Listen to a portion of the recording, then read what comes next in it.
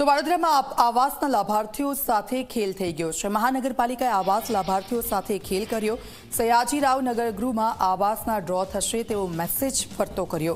મેસેજના આધારે લાભાર્થીઓ સ્થળ પર પહોંચ્યા હતા। લાભાર્થીઓને આજે ડ્રો નહીં થાય તેવી જાણ કરાઈ। લાભાર્થીઓ ડ્રોના સ્થળ પર પહોંચીને નિરાશ થયા। આવતીકાલે પંડિત દીનદયાળ ઓડિટોરિયમ ખાતે કરશે આવાસના ડ્રો। લાભાર્થીઓને ધક્કો ખવડાવતા કોંગ્રેસ શહેર પ્રમુખ સ્થળ પર દોડી આવ્યા હતા। લાભાર્થીઓએ કહ્યું કે કોર્પોરેશન અમને ધક્કા ખવડાવી રહ્યું છે।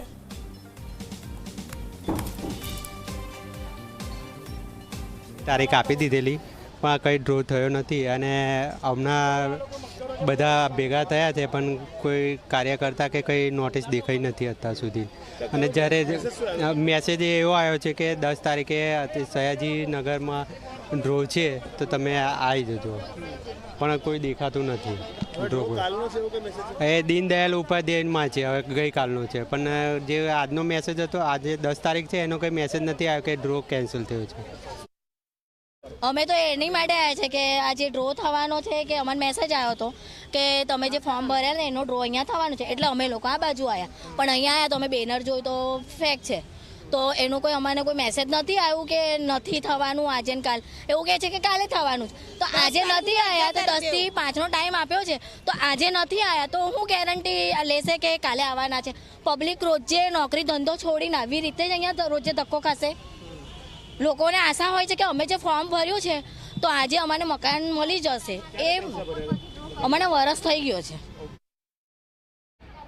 વડોદરા કોર્પોરેશન દ્વારા આવાસના યોજનાના મકાનોનો ડ્રો કરવામાં આવશે તે પ્રકારનો મેસેજ જે લાભાર્થીઓ છે તેમને મોકલવામાં આવ્યો હતો, જેના પગલે લાભાર્થીઓ અકોટામાં આવેલા સર સયાજીરાવ નગરગૃહ છે ત્યાં આવી પહોંચ્યા હતા। આપ જોઈ શકો છો કે સવારથી જ મોટી સંખ્યામાં જે લાભાર્થીઓ છે તેઓ અહીંયા આવ્યા છે, પરંતુ અહીંયા આવીને તેમને ખબર પડી કે આજે જે ડ્રો થવાનો હતો તે ડ્રો રદ કરવામાં આવ્યો છે અને આવતીકાલે આજવા રોડ ખાતે આવેલું પંડિત દીનદયાળ ઓડિટોરિયમ છે ત્યાં સવારે આ ડ્રો કરવામાં આવનાર છે અને તે અંગેનો મેસેજ લોકોને મોકલવામાં આવ્યો છે। સાથે જ અહીંયા નોટિસ બોર્ડ લગાડવામાં આવી છે। મહત્વની બાબત છે કે કોર્પોરેશને લોકોના મોબાઈલમાં મેસેજ મોકલ્યો હતો કે આજે ડ્રો થશે, પરંતુ ડ્રો રદ થશે તે પ્રકારનો મેસેજ ન મોકલતા લોકોને પોતાના કામ ધંધા અને રોજગાર છોડીને અહીંયા આવવાની ફરજ પડી છે।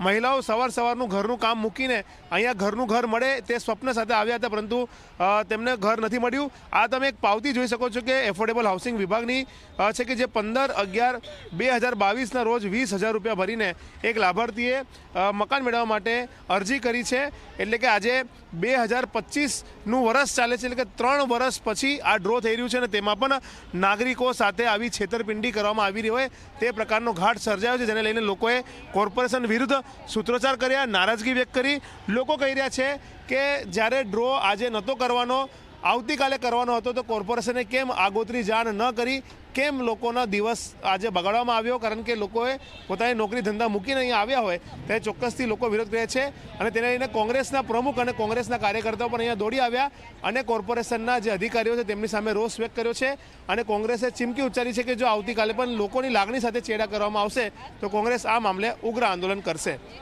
કેમેરામેન મુકુંદ દવે સાથે રવિ અગ્રવાલ, ઝી મીડિયા, વડોદરા।